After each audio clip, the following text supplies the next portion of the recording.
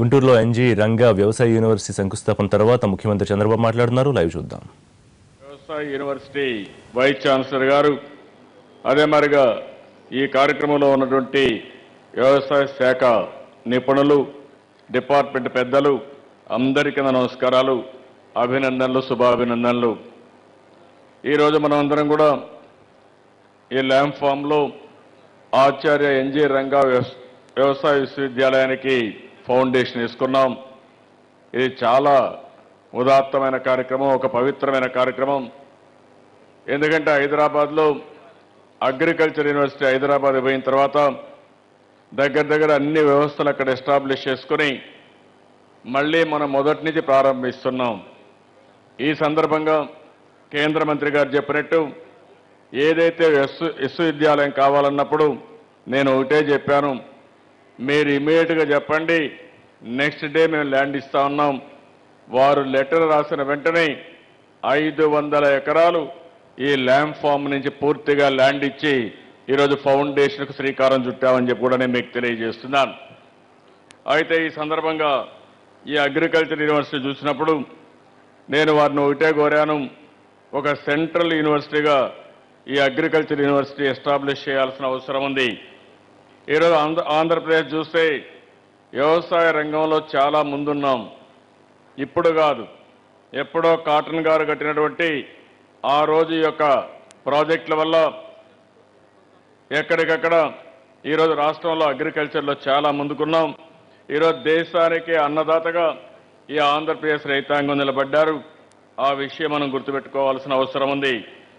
ఈరోజు ఈ యూనివర్సిటీ చూసినప్పుడు ఒక పక్క యూనివర్సిటీ ఇన్ఫ్రాస్ట్రక్చర్ కావాలి, అదే మరి ఇంకో పక్క చూస్తే పోస్ట్ గ్రాడ్యుయేట్ సెంటర్ కానీ ఇంకా మిగిలిన రిక్వైర్మెంట్స్ కూడా పెద్ద ఎత్తున ఉండాల్సిన అవసరం ఉంది. ఇంకో పక్క ప్రీమియర్ అగ్రికల్చర్ రీసెర్చ్ సెంటర్స్ అయితే seed research and technology centre కానీ, బయోటెక్నాలజీ కానీ, వాటర్ టెక్నాలజీ సెంటర్ కానీ, క్వాలిటీ కంట్రోల్ ల్యాబ్ కానీ, పెస్టిసైడ్ రెసిడ్యూ ల్యాబొరేటరీ కానీ, ఇలాంటివన్నీ కూడా మనకు రావాల్సిన అవసరం ఉంది. ఇంకో పక్క centre of excellence in different crops కూడా, ఒక పక్క వరి, మొక్కజొన్న, వేరుశెనగ, మిల్లెట్స్ కానీ, కాటన్ కానీ, షుగర్ కేన్ కానీ, పల్సెస్ కానీ, బయోలాజికల్ కంట్రోల్ కానీ, వీడ్ మేనేజ్మెంట్ కోసం, అదే మరి జిఐఎస్, జిపిఎస్ కోసం, ఇవన్నీ కూడా డిఫరెంట్ స్కూల్స్ ఆఫ్ ఎక్సలెన్స్ కావాల్సిన అవసరం ఉంది. ఇవే కాకుండా ఇంకొక పక్కన చూస్తే ప్రీమియర్ అగ్రికల్చర్ ఎక్స్టెన్షన్ ఇన్స్టిట్యూట్ ఏవైతే ఉన్నాయో, information technology, communication centre, electronic media wing, ఇంకొక పక్క farmers call centre, agriculture extension management కోసం, నాలెడ్జ్ షేరింగ్ అండ్ ఇన్నోవేషన్స్ కోసం కూడా ఏర్పాటు చేసుకోవాలి. ఇంకొక పక్క food processing training come incubation centres, paddy వ్యవసాయ ఆధారంగా ఏమేం చేయగలుగుతామో ట్రైనింగ్ కానీ ఇన్క్యుబేషన్ సెంటర్ ఉండాలి, మిల్లెట్స్ కోసం ఉండాలి, ఫ్రూట్స్ అండ్ వెజిటబుల్స్ కూడా పెద్ద ఎత్తున చేస్తున్నాం. ఇవన్నిటికీ రాబోయే 5 సంవత్సరాల్లో మనం అడిగింది 1505 కోట్ల రూపాయలు అడిగాం. ఈ 1505 కోట్ల రూపాయలు ఖర్చు పెట్టి ప్రపంచంలోనే, భారతదేశంలోనే ఒక బ్రహ్మాండమైన అగ్రికల్చర్ వ్యవసాయ యూనివర్సిటీ ఈ ల్యాంప్ ఫామ్లో రావాల్సిన అవసరం ఉంది. దీన్ని సెంట్రల్ యూనివర్సిటీ కింద కేంద్రం సహకరించి మనల్ని పూర్తిగా ఆదుకోవాల్సిన అవసరం ఉంది. ఈరోజు మీరు ఒక్కసారి ఆలోచిస్తే ఇప్పటికే కొన్ని ఇన్స్టిట్యూషన్స్ మనం తెచ్చుకున్నాం. ఆ రోజు విభజన హేతుబద్ధత లేదు, చాలా సమస్యలు వచ్చాయి. అంతేకాకుండా ఇక్కడ కాలేజీలు లేవు, ఇండస్ట్రీస్ లేవు, ఆదాయం లేదు, రాజధాని లేదు. అయితే ఈ యొక్క 17 నెలల్లో అంచెలంచెలుగా ఒక పద్ధతి ప్రకారం మనం ముందుకు పోయాం. ఈరోజు ఇక్కడనే మీరు చూస్తే రాజధాని కోసం 33,000 ఎకరాలు రైతులు స్వచ్ఛందంగా ముందుకొచ్చి ల్యాండ్ పూలింగ్లో ఇచ్చారంటే ఇది భారతదేశ చరిత్రలోనే ఒక వినూత్నంగా జరిగింది, ఎక్కడా జరగలేదు. అలాంటి రైతాంగాన్ని మనస్ఫూర్తిగా అభినందించాల్సిన అవసరం ఉందని చెప్పి కూడా నేను మీకు తెలియజేస్తున్నాను. అదే మరిగా ఈరోజు మీరు చూసినప్పుడు ఇక్కడ అగ్రికల్చర్ యూనివర్సిటీకి ఫౌండేషన్ వేశాం.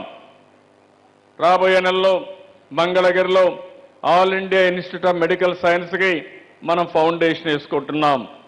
విశాఖపట్నంలో ఐఐఎం కానీ పెట్రోలియం యూనివర్సిటీ పెడుతున్నాం. అదే మరిగా ఈస్ట్ గోదావరి జిల్లాలో మీరు చూస్తే ఏవైతే ఆ జిల్లాలో ప్యాకేజింగ్ కానీ లాజిస్టిక్స్ యూనివర్సిటీ ఇఫ్ట్ ఇవన్నీ పెట్టుకుంటున్నాం. వెస్ట్ గోదావరిలో ఎన్ఐటి పెట్టుకుంటున్నాం. ఇంకో పక్కన ప్రకాశం జిల్లాలో త్రిబుల్ ఐటీ పెట్టుకుంటున్నాం. చిత్తూరులో ఏదైతే ఐఐటి ఐజర్ ఈ రెండు పెట్టుకుని అనంతపూర్లో సెంట్రల్ యూనివర్సిటీ పెడుతున్నాం. ఇంకొక పక్కన కర్నూలులో త్రిబుల్ ఐటీ ఉర్దూ యూనివర్సిటీకి ఇప్పటికే ఫౌండేషన్ వేశాం. అదే మరి కడపలో కూడా ఆజ్ హౌస్ కట్టి ఇంకో పక్కన ఏదైతే కేంద్ర ఉర్దూ యూనివర్సిటీ హైదరాబాద్లో ఉంది ఆ బ్రాంచ్ కూడా అక్కడ పెట్టుకుంటున్నాం. ఈరోజు ఇంకో పక్కన ఏదైతే మనకు నెల్లూరు ఉందో నెల్లూరులో కూడా అనేక ఇన్స్టిట్యూషన్స్ తీసుకొచ్చాం. నేను ఒకటే మీ అందరికీ విజ్ఞప్తి చేస్తున్నాను, రాష్ట్రాన్ని సమగ్రంగా అభివృద్ధి చేయాలని, అన్ని జిల్లాలు అభివృద్ధి చేయాలని, ఏదైతే నష్టపోయామో ఈ నష్టాల నుంచి తొందరగా కోలుకోవాలని అనేక కార్యక్రమాలు మనం ప్రారంభించాం. దీనికి ఒక విధంగా చెప్పాలంటే కేంద్రం సహకరించారు. అన్ని ఇన్స్టిట్యూషన్స్ మీరు చూసినప్పుడు 10 సంవత్సరాలు హైదరాబాద్లో ఉండే ఇన్స్టిట్యూషన్స్ మనం వాడుకోవచ్చని చెప్పినా నేను ఒకటే ఆలోచించాను, కేంద్రాన్ని ఒకటే కోరాను, వీలైనంత తొందరలో అభివృద్ధి చేసుకుంటే ఇక్కడ కూడా అభివృద్ధి అవుతుంది కాబట్టి ఇవన్నీ చేసుకోవాలని చెప్పి కోరాను. కేంద్రం పూర్తిగా సహకరించారు. చరిత్రలో ఇన్ని ఇన్స్టిట్యూషన్స్ ఇంత తొందరగా వచ్చిన సందర్భం ఎప్పుడూ లేదు. విజయనగరంలో కూడా ట్రైబల్ యూనివర్సిటీ వచ్చింది. శ్రీకాకుళంలో 2 కాలేజీలు, వెటనరీ కాలేజ్, అగ్రికల్చర్ కాలేజ్ మనం అక్కడ పెట్టుకుంటున్నాం.